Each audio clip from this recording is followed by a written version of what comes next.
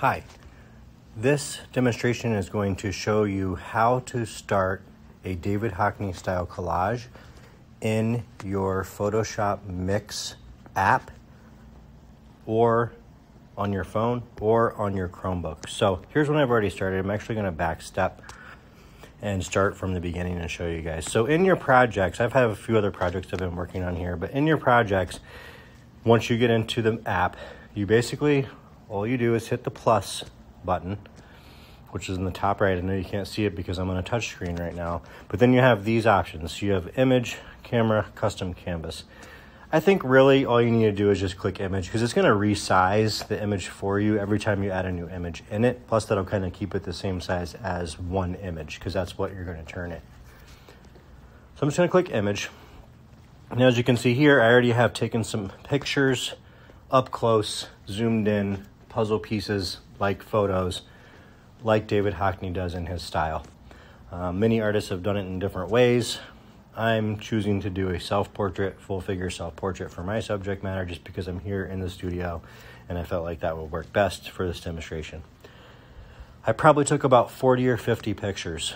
I'm going to start with the face and work my way down so I can keep my proportions correct. You can see here I actually already did another one in the full desktop version in the other video. This is the mobile version, which is basically the same as the Chromebook. So I'm just going to start with the face. So maybe I'll start here and it's going to come in. Now I'm just going to take my fingers like I would zoom out of anything on a touch screen, pinch them together, and it'll scroll down. Now if I click off, it'll let me actually scroll and minimize or zoom in or zoom out of the whole composition. First thing I want to do, now that I'm in here, is I want to create a background. I'm just going to hit plus and then hit color. Now you can choose any color. I'm just going to use white for this one because I felt like white works the best with the white background that I had here in the studio. Usually I would suggest using black because I feel like it works the best with most other compositions, whatever you decide to do. Remember, you're doing your own composition. So you might do an up-close self-portrait. You might do a friends mixture portrait where you're mixing friends together or siblings or family members that you might have. You might be doing a landscape, a cityscape, a snowscape, a field, a mountain, whatever it is that you decide to do. But this is the same technique to collage the images together once you have all your smaller images. So for now, I'm just going to use white background, hit done. Now it's going to give me a white background layer, but I'm just going to click and drag it, click and hold, drag it underneath the portrait. So now I'm left with the white background and then my first portrait to start. Now you can see the background selected, so I'm just going to click off and then I'm going to zoom in and I'm going to click back on the picture and then just zoom this down so I can start to get maybe the proportions that I need so I can fit the whole figure on this composition.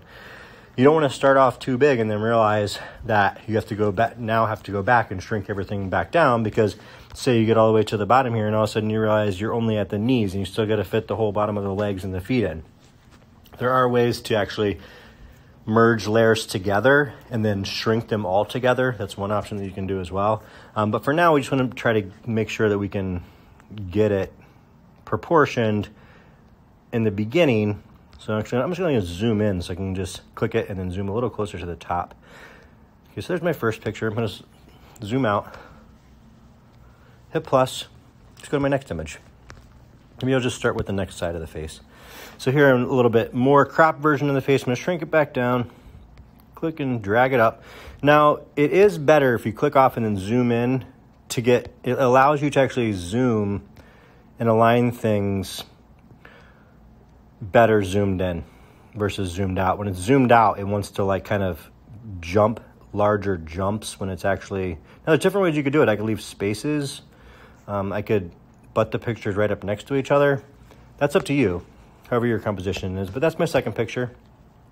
And I don't like how it touches the top of the screen, so I might bring this one down, and then bring this one down a little bit like that, just so it's within the composition. Click off. A little line in between, but you know, I'm not worried about it for now. So my next picture, hit plus, image. I'll just maybe keep working my way down. So I'm in, maybe for my second one, or my third one, I come over and I just maybe click part of the arms or Maybe, let's see what'll work.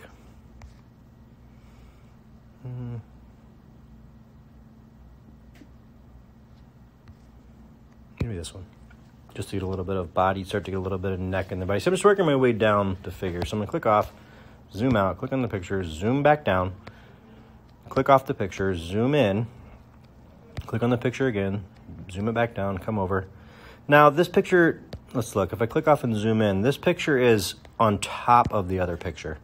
I kind of don't want that. I kind of want that picture to go underneath, but all I have to do is just click off of it, click and hold on the layer till it kind of gets larger, and then just drag it below the other ones. See, now that one kind of disappeared behind the other one. I like that look better, so I'm gonna keep that. Maybe something like that. It's up to you. Fun thing about this project is it can kind of be wacky and funny and goofy looking. It doesn't have to be completely perfect or even in proportion. You could have stuff bigger, you know, you could have parts bigger than other parts. That's an option too. If you ever get somewhere and you realize you need a back step, the top middle, if you go to the top middle up, there's a little back step button, just like in Photoshop on the desktop. If you click it, it'll just back step you every step that you did until you can get back where you wanted if you feel like you want to go back. So I'm going to zoom out. I did 3 pictures. I'm going to stop there because this is just to help you guys get started. If you're ready to save it and you're finished, in the top right, the second from the right little send tool, if you click that, it's going to give you options: camera roll, CC library, Lightroom, Photoshop CC, or just save it to your camera roll or your files if you're on your Chromebook. You're going to save it to your files if you're on your Chromebook. I'm not going to save it yet because I'm not done with it. It's still a working project, just like it would be in a PSD file, say like in Photoshop desktop program. So I'm actually just in the top left, there's another little arrow like without the bar in it. I'm going to click that, and that'll just actually bring me back to my projects. So then, you know, you can scroll down and see the different projects. I have other projects I was working on, you know, down here, but that's that. Let me know if you need help. Otherwise, thanks for watching. Have fun. Talk to you soon.